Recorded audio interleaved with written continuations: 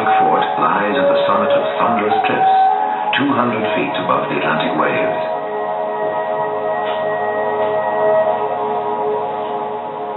On the coast of Antrim, medieval lords built their castle on a rock promontory, looking out over turbulent waters, where a Spanish galleon was shattered in the summer of 1588. Inland, a hilltop in Donegal, with views for miles around, was used by pre-Christian builders for a stone fort. And on the borders of Ulster, Norman lords chose a steep crag on which to construct their commanding medieval castle.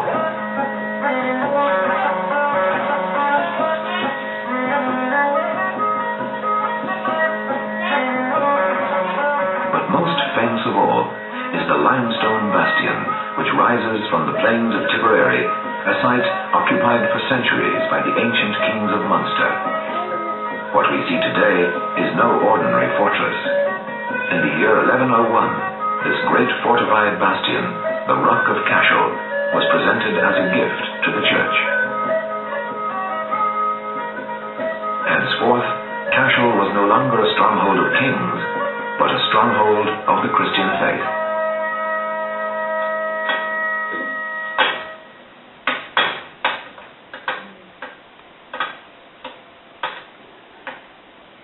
As masons labored to build Cormac's Chapel, the Irish Church entered a new era of reform and spiritual renewal.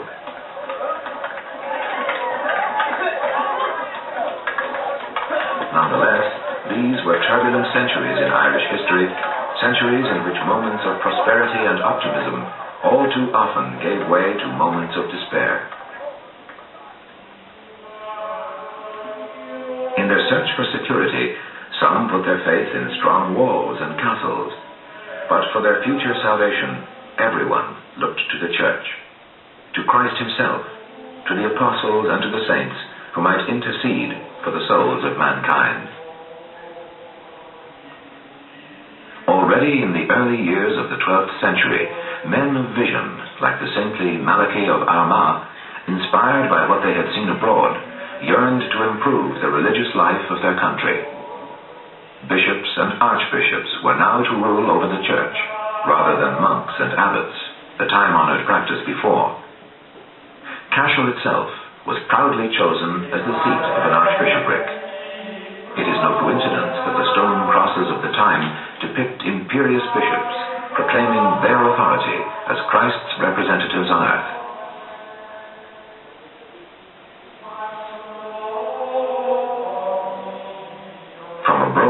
Came new orders of monks to set a fresh pattern of strict religious devotion. Foremost among them were the Cistercians, known as the White Monks on account of their robes of rough, undyed wool. Having trained as novices in France, the first Cistercians set up their monastery in a quiet valley at Mellifont, near Drogheda.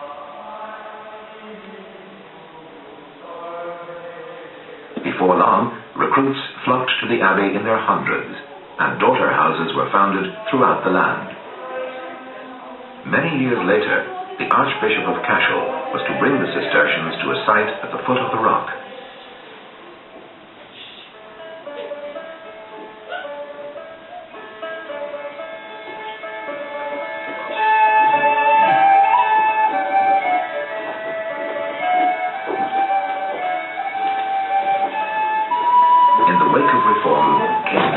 Methods of building, and by 1134 the Romanesque style of architecture was firmly implanted. This quickly caught the imagination of Irish builders, with its precisely cut masonry, its ornate arches decorated with zigzag and beakhead. The elaborate doorways, recessed in several orders, contained dozens of sculptured details, human faces, grotesque beasts, and strange animals.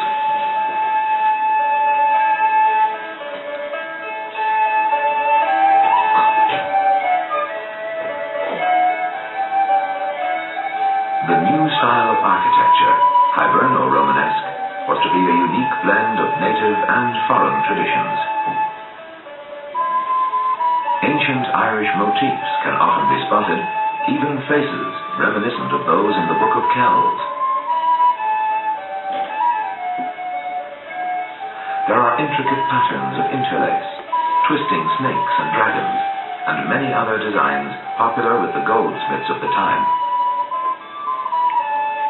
It was at Cashel that the new fashion was first established.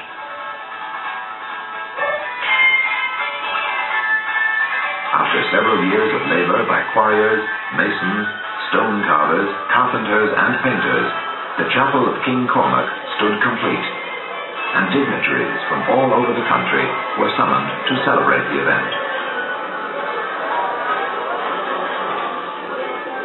It was not just the architecture that was new, but the paintings as well, for the walls and ceilings were covered in brilliant colors. Recent conservation work has revealed precious fragments of this decoration.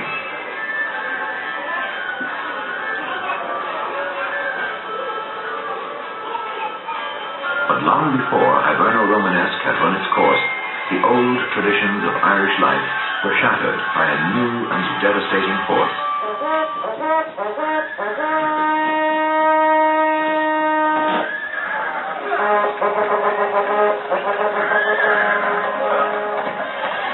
Within a few years, most of the country was overrun by Norman knights and their followers. Well protected in helmets and coats of mail, wielding long shields and controlling their horses with stirrups and spurs, these formidable knights scattered all before them. The native Irish, despising armor, were all too often put to flight. As the poet observed, "Fine linen shirts on the race of Conn, and foreigners in one mass of iron."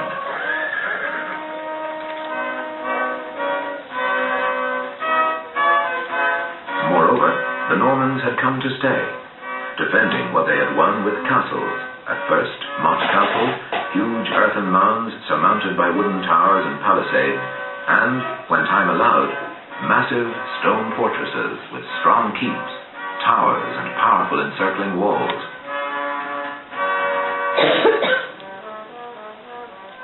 The soldiers were followed by settlers in their thousands, farmers, merchants, and tradesmen of all descriptions, who set about transforming and exploiting the landscape.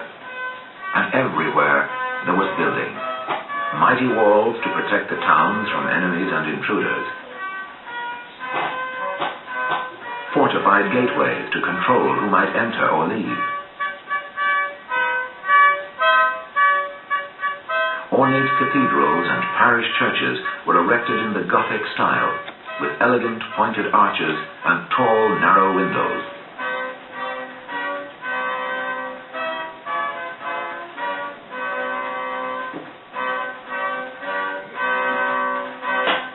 On the rock of Cashel, Irish archbishops embarked on a new cathedral, distinctively Gothic in style, with a fine sequence of lancet windows and sculptured heads.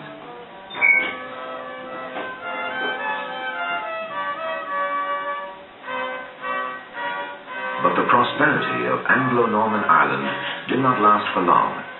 Continual warfare between the two nations, a succession of bad harvests, declining trade, corrupt government, an invading army from Scotland, and in August 1348, the worst calamity of all, plague.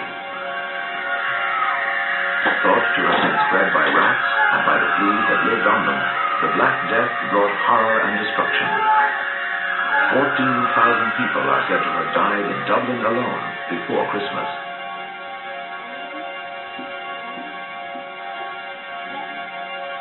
Friar John Flynn, writing his annals in Kilkenny, despaired for the future of the human race and explained that he was leaving parchment to continue the work, if perchance any man